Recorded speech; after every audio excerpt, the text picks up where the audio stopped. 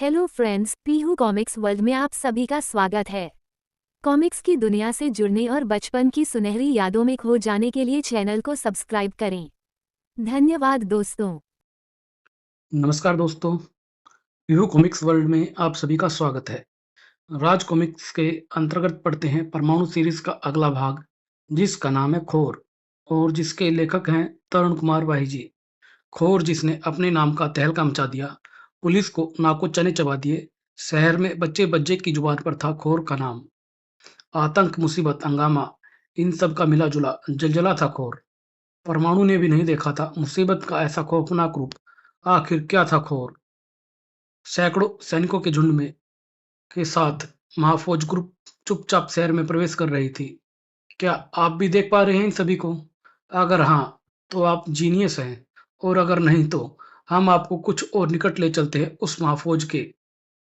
लाखों करोड़ों की संख्या में इस महाफौज के सैनिक महाफौज के बैंक में प्रवेश करते ही वहां खलबली मच गई थी। ये तो दीमके हैं, उफ! दीमकों की इतनी बड़ी फौज कहाँ से आ गई है? बड़ी ही अनुशासित ढंग से पंक्तिबद्ध बड़े चले जा रहे थे सैनिक। अगर ये पूरे बैंक में उपस्थित लोगों से चिपट जाए तो कंकालों में बदल जाएंगे यहाँ के लोग। भेद मजबूत, वोल्ट पर चढ़ गई महाफौज। उफ!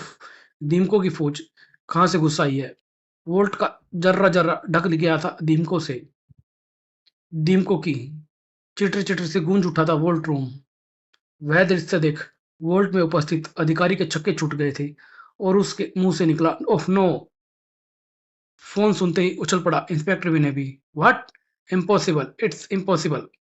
खोपड़ी हवा में नृत्य कर रही थी उसकी। जीप तेज चलाओ ड्राइवर, जल्दी करो। अगर फोन पर मिली सूचना में जरा भी सच्चाई है तो मेरे जीवन का सबसे बड़ा और हैरत अंगेज केस होगा ये। अभी तक सनसनी मची थी बैंक में। आइए इंस्पेक्टर साहब, इस घटना ने तो होश उड़ा रखे हैं हमारे। मुझे वॉल्ट रूम में ले चलिए मैनेजर साहब। चमत्कृत हो उठा इंस्पेक्टर विनय। विस्मय से खुली रह गई उसकी आंखें। ये क्या दीमकों ने किया है? दीमकों की महाफौज थी इंस्पेक्टर साहब।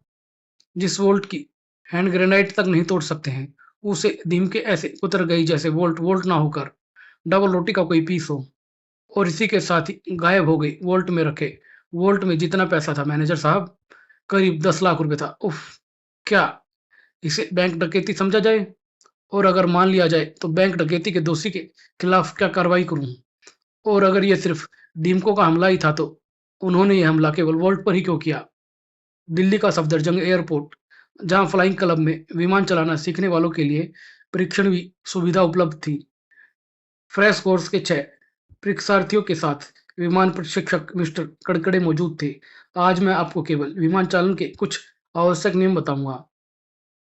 उधर विमान के प्रशिक्षक विमान की ओर बढ़ रहे थे और इधर दीमकों का दल भी। विमान की रूपरेखा में आश्चर्यजनक परिवर्तन हुआ। मिस्टर कड़कड़े और परीक्षार्थियों के लिए महान आश्चर्य था ये। टिड्डी दल की तरह छा गई है ये दिन के विमान पर। विमान को चाट रही हैं ये। देखते ही देखते संपूर्ण विमान को गायब कर दिया उन्होंने। ओह! विमान गायब। विमान को खा गई थी दीमकों की महाफौज। इंस्पेक्टर विनय के इलाके में घटी थी ये दूसरी आश्चर्यजनक घटना। दीमकों की महाफौज की ये दूसरी सफलता है और ये मेरी दूसरी विफलता है। क्या रहस्य इन दीमकों का? कहाँ से आती हैं ये दीमकें और कहाँ जाती हैं? कहाँ खोजूं मैं इन्हें? इंस्पेक्टर विनय को खोजने की आवश्यकता नहीं पड़ी। यह त्रिशूल कहाँ से आ रहा है? महाफौज बढ़ रही थी उस थाने की तरफ। हक्के-बक्के से खड़े रह गए दोनों हवलदार। दीमकों ने उन्हें घेर लिया था। कुछ करने का मौका ना मिला उन्हें और कंकाल में बदल गए थे वो। चौंक उठा एकाएक इंस्पेक्टर विनय। ओह! प्रोफेसर का सिग्नल। इस सिग्नल के बाद मुझे बन जाना होता है परमाणु। कमरे के बाहर ट्रांसमिट हुआ परमाणु और उस सिग्नल का कारण शीघ्र ही उसकी समझ में आ गया। दीमकों की महाफौज ने पुलिस स्टेशन पर हमला कर दिया है। पुलिस स्टेशन की इमारत नजर आने लगी थी दीमकों के विशाल छत्ते के रूप में। पूरे पुलिस स्टेशन को ढक लिया है इन दीमकों ने। दंग रह गया परमाणु। दृश्य कुछ ऐसा था उसके सामने। दीमकों की फौज चट गिर गई पुलिस इमारत की को। दीमकों की महाफौज अपना काम करके गायब हो चुकी थी। परमाणु, अगर एक पल की भी देरी हो जाती तुम्हें परमाणु बनने में तो इस समय तुम भी दीमकों के पेट में होते, पुलिस स्टेशन की इस इमारत की तरह। परमाणु के मस्तिष्क में गूंज उठी प्रोफेसर की आवाज।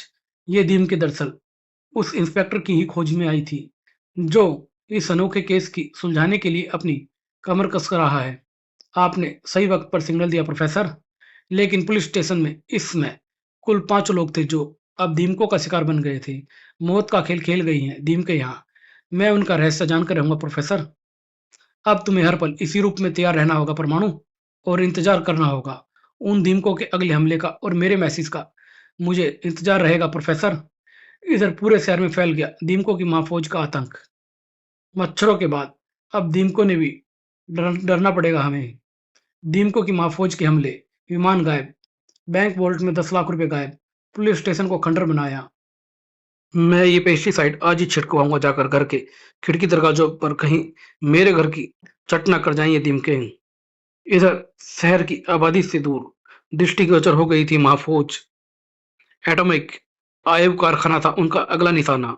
परमाणु तैयार था प्रोफेसर का मैसेज लेने के लिए। परमाणु क्विक, एटॉमिक आयुध कारखाने की तरफ बढ़ो। ओह प्रोफेसर का मैसेज। परमाणु आ पहुंचा आयुध कारखाने के ठीक ऊपर। परमाणु दीमकों की महाफौज का उद्देश्य। इस आयुध कारखाने से खतरनाक व विनाशकारी आयुध की चोरी हो सकती है। मैं महाफौज को इस चोरी में कामयाब नहीं होने दूंगा प्रोफेसर। दीमकों को खत्म करने के लिए पेस्टिसाइड, गैस सिलेंडर साथ लेकर आया हूं मैं। महाफौज नवनिर्मित आयुधों पर चढ़ने लगी थी। परमाणु के पांव अलग गए से जमीन से। रुक जाओ शैतानों, इनका निर्माण शांति प्रयासों को सफल बनाने के लिए किया गया है। परमाणु ने गैस वाल्व ऑन किया। सिलेंडर बेहद तीव्र गति से खाली हो गया था। यहां से एक कारतूस भी ले जाने नहीं दूंगा मैं तुम्हें। झटका सा लगा परमाणु को अपनी इस असफलता पर। अरे इस गैस का इन पर कोई असर नहीं हुआ। किस मिट्टी के बने हैं ये? अब ये महाफौज चारों ओर से मुझ पर आक्रमण करने के लिए आगे बढ़ रही है। बाप रे बाप, मर गया। उफ। उन कुछ दीमकों को शरीर से झटक कर अगले ही परमाणु था फिर से हवा में। इन पर परमाणु शक्ति का वार करके देखता हूँ। परमाणु की परमाणु शक्ति। दीमकों में भगदड़ मच गई थी। क्यों? स्वाद आया परमाणु शक्ति का?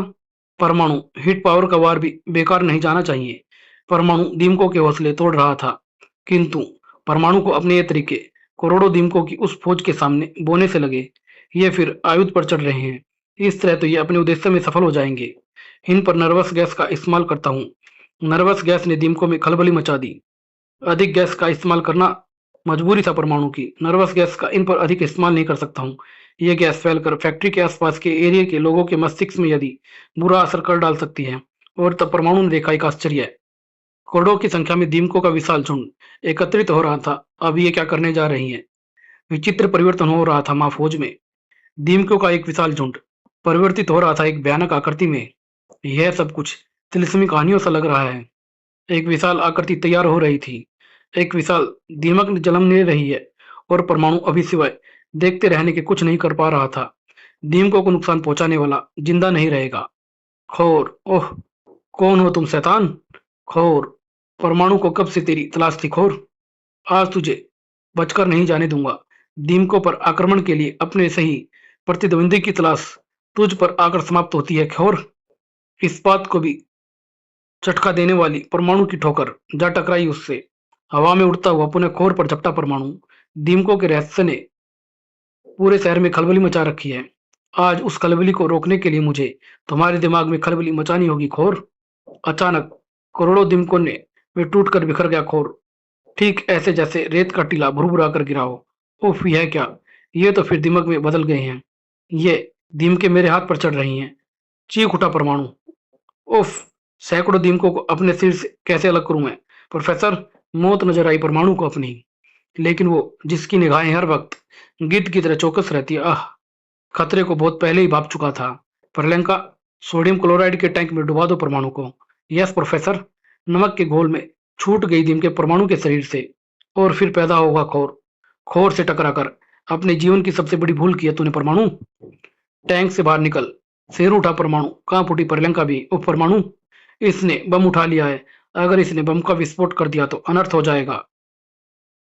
भगदड़ मच गई थी ऑर्डिनेंस फैक्ट्री में। भागो, खोर बम ब्लास्ट करने वाला है। हा हा हा। परमाणु, इस बम की गूंज बहुत दिनों तक रहेगी तुम्हारे कानों में। पर वो परमाणु था। ऐसे एक नहीं कई अवसर आए थे उसके सामने जब मौत अपना जबड़ा खोले तैयार थी, और मानवता को डराने के लिए मौत को कैच कर लिया था परमाणु ने। नाइट्रिक एसिड खोर पर गिरे तो कुछ बात बन सकती है। अति भयानक ढंग से चित्कार कर उठा खोर। सरस बोर हो गया था वो। अमलराज में मेरी योजना सफल रही। अब इसका अंत निकट है। मौके पर वार किया प्रलंका ने बहुत खूब, और इस पर वह करोड़ों दीमकों के रूप में बिखर नहीं सका। मौत ने अपना आगोश में स्पेट जो लिया था उसे प्रोफेसर का सवर गूंज उठा। खोर की समाप्ति पर मेरी बधाई स्वीकार करो प्रलंका, लेकिन परमाणु यह केस यही खत्म हो गया मत समझो। खोर की कोशिश संरचना के आधार पर तैयार किया गया था। तुम्हारी जानकारी के लिए बता दो परमाणु की हमारा शरीर भी कई कोशिकाओं में मिलकर बना है।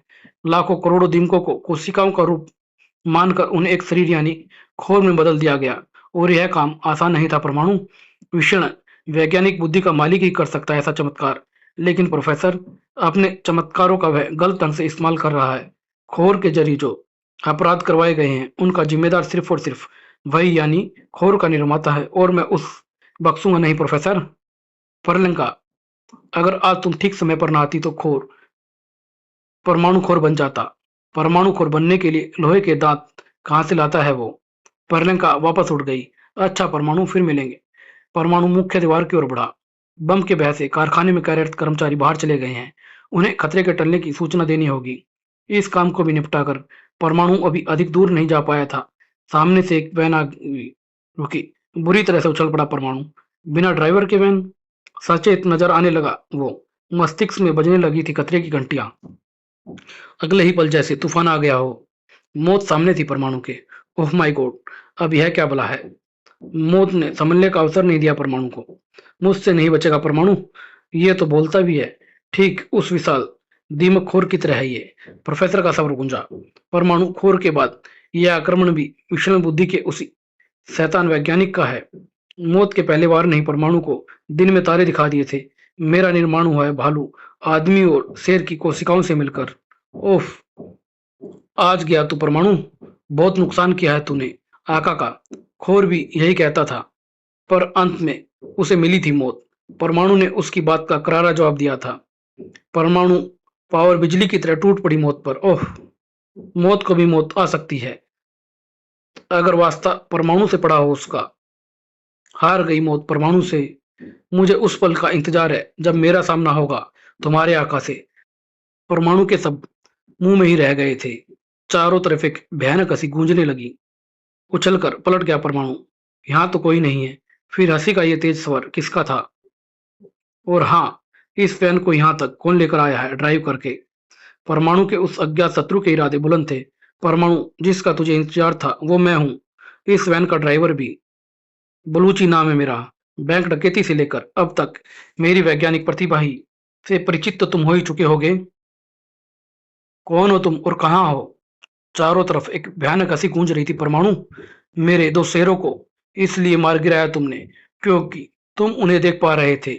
मैं मैं इनविजिबल हूँ, अदृश्य। तुम्हारे सामने उसी समय आऊंगा जब तुम अपनी अंतिम सांसें गिन रहे होगे। बलूची ठठाका लगाकर टूट पड़ा परमाणु पर। बचो परमाणु, इस वार से बचो। तो हमारी मौत के बाद बलूची एक और खोर तैयार करेगा, और तब कोई परमाणु नहीं होगा उसका सामना करने के लिए। बलूची का हाथ फिर घुमा और परमाणु पर वार। प्रोफेसर, क्या मैं इसे देख नहीं पाऊंगा? प्रोफेसर का सवाल गूंजा हवा में। परमाणु, अभी तक तुम अपने भीतर छपी शक्तियों को नहीं पहचान पाए हो। अपनी बेल्ट पर लगा ब्लू बटन दबाकर अपनी इंफ्रारेड विजन पावर का इस्तेमाल करो परमाणु। उछलने के साथ ही परमाणु अपनी बेल्ट पर लगा ब्लू बटन दबा दिया। अब देखूंगा तुझे भी बलूची। अगले ही पल इंफ्रारेड विजन पावर का चमत्कार देख परमाणु हैरान हो उठा। अब इसे बताऊंगा पिटाई कैसे की जाती है। बलूची ने हाथ में थमी जंजीर घुमाई। बस बलूची, बहुत खेल खेल लिया तू। नहीं, अब मेरी बारी है। बेचैन हो उठा बलूची। उफ, इसे मैं दिखाई कैसे दे सकता हूँ? तेरी हर शक्ति का तोड़ तुझे परमाणु के पास मिलेगा बलूची। संभाल मेरा ये वार। घबरा उठा तो बलूची, दिखाई देने के बाद मैं इसका मुकाबला कैसे कर सकता हूँ? भाग निकलने में ही भलाई है। अगर जीवित रहा तो फिर मिलेंगे इससे, लेकिन भागने की इतनी जल्दी भी क्या है बलूची? मेरा अंत नहीं करेगा तू? इससे आगे कुछ ना बोल सका बलूची, और उछला और लंबा पड़ गया था वह। और तब अब काम शुरू होता है इंस्पेक्टर विनय का। इसे जेल तो भिजवाना ही पड़ेगा मुझे। सामने से आती टैक्सी को इंस्पेक्टर विनय ने आवाज दी। और इसी के साथ यह कहीं समाप्त। धन्यवाद दोस्तों।